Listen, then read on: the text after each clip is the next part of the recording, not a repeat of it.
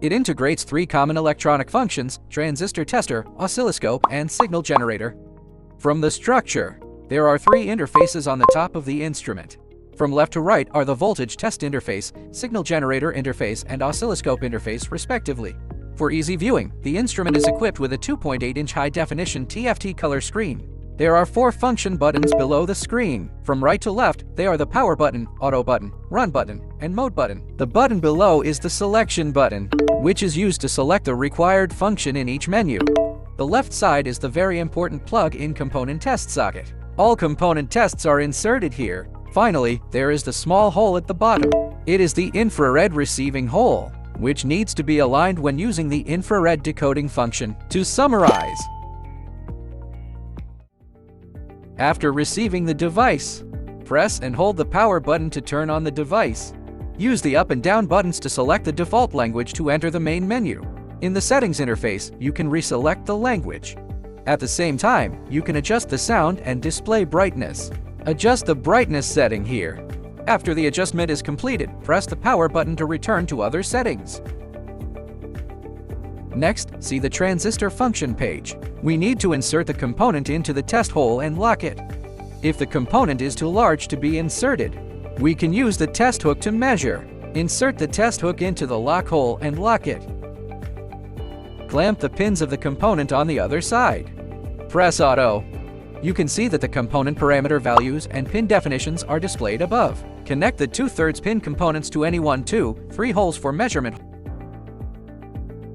Connect the 1 and 2 holes for on or off measurement. Measure the voltage stabilizing diode using the K/AA interface. Press the mode key to switch to the oscilloscope function. The DSO on the upper right side is the oscilloscope port. After connecting the wires, you can see the signal display. Let's try manual adjustment first. Press the OK key to switch the direction key function. VH represents vertical sensitivity and time base adjustment. The up and down keys can adjust the vertical voltage unit. The left and right keys can adjust the horizontal time base unit.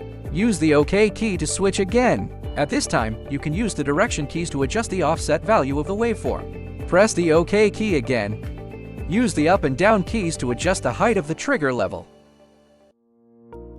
Of course, we can also use the auto key for one-button automatic adjustment.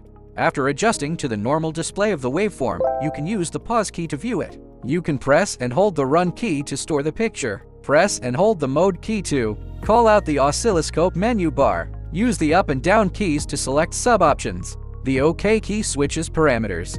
You can also enable all parameters. After setting, press and hold mode to exit. Press the mode button to switch to the signal generator interface. The DDS in the middle above is the signal generator port. We can select the waveform using the left and right arrow keys. There are 13 waveforms to choose from.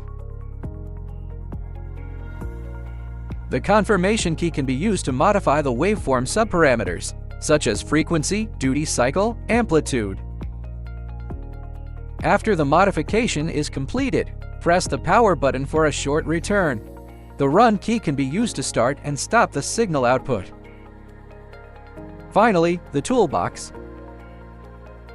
First, let's look at the voltage test. The upper left interface leads to a clamp, which can be used for voltage testing.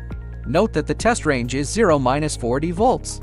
Then there is the continuity test. Test through the interface at the component location.